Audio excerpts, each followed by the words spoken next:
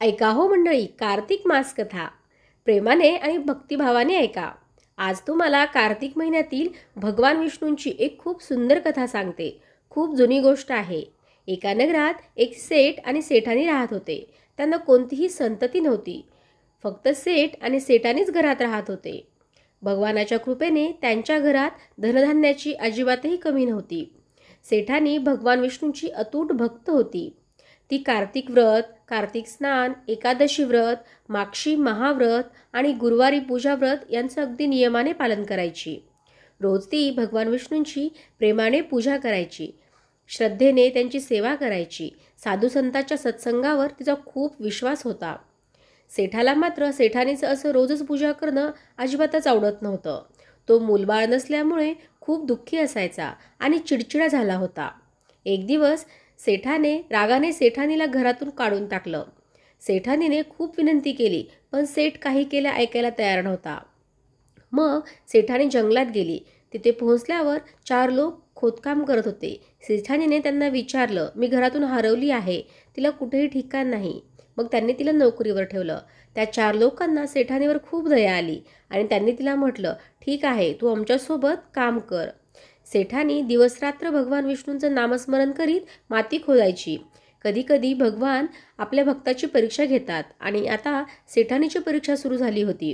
तिच्याकडे कुठेही राहण्याची सोय नव्हती, म्हणून ती त्या खाणीजवळील एका गुहेतच राहू लागली. तिथं तिच्या आंघोळीचं, स्वयंपाकाचं किंवा भगवान विष्णूंना नैवेद्य दाखवण्याचं काहीच साधन नव्हतं. त्यामुळे ती तशीच राहायची आणि उपाशी राहायची, कारण पूजा केल्याशिवाय ती स्वतः काहीही खात नसे. काही दिवसानंतर सेठानीच्या हातावर मोठे मोठे फोड आले आणि कडक उन्हात काम केल्यामुळे तिचे केसही गळू लागले. ते 4 माणसं जेव्हा तिची अवस्था पाहिली तेव्हा त्यांनी तिला म्हटलं, बहिणी, तू चांगल्या घरातली दिसतेस, तुला या कामाची सवय नाही, आता तू आमच्या घरातले काम कर. त्यांनी तिला आपल्या घरी नेलं. त्या 4ही लोकांना स्वयंपाकाचं काहीच येत नव्हतं. ते फक्त 4 मूठ अनाज आणायचे आणि ते कच्चंच खायचे. सेठानीने पाहिलं आणि तिला खूप अजीब वाटलं. तिने त्यांना म्हटलं, भाऊ, उद्या 8 मूठ अनाज आणा. त्यांनी विचार केला की ही जास्त खात असेल म्हणून मागतीये. दुसऱ्या दिवशी त्यांनी 8 मूठ अनाज आणले. सेठानीने शेजारातूनच आग आणली आणि छान स्वयंपाक करून भगवान विष्णूंना नैवेद्य दाखवला आणि मग सगळ्यांना जेवायला दिलं. सारे 4ही लोक आता तिचे भाऊ बनले आणि म्हणाले, बहिणी, आजचं जेवण खूपच स्वादिष्ट होतं. सेठानीने उत्तर दिलं, भगवानाचा नैवेद्य आहे, त्यामुळे चविष्ट तर होणारच. आता सगळं सुरळीत चाललं होतं. पण इकडे सेठानी घरातून निघून गेल्यानंतर सेठजीच्या जीवनात मात्र वाईट काळ सुरू झाला होता. त्याच्या व्यवसायात खूप नुकसान होऊ लागलं. घरात चोर घुसले आणि सगळं सामान घेऊन गेले. सेठही उपाशी राहू लागला. शेजारी लोक म्हणू लागले की तू सेठानीच्या नशिबामुळे खात होतास. एके दिवशी सेठजीने ठरवलं की तो सेठानीला शोधायला निघेल. शोधत शोधत तो त्या जंगलात पोहोचला, जिथे 4 माणसं माती खोदत होती. त्याने त्यांना पाहिलं आणि विचारलं, बाई, मला देखील कामावर ठेवा. त्या माणसाने त्याला कामावर ठेवलं, परंतु माती खोदल्यामुळे त्याच्याही हातावर फोड आले आणि त्याचेही केस गळू लागले. त्याची अशी अवस्था पाहून ते म्हणाले, तुला या कामाची सवय नाही, तू आमच्यासोबत घरात राहायला चल. तेव्हा सेठ त्या 4ही माणसासोबत त्याच्या घरी गेला.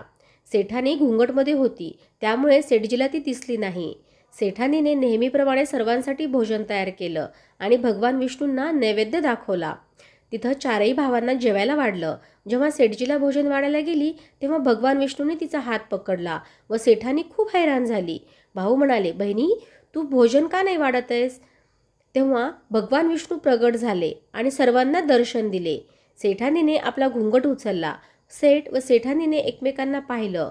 सेठने भगवान विष्णू आणि सेठानीची माफी मागितली आणि तिला परत घरी येण्यासाठी विनंती केली.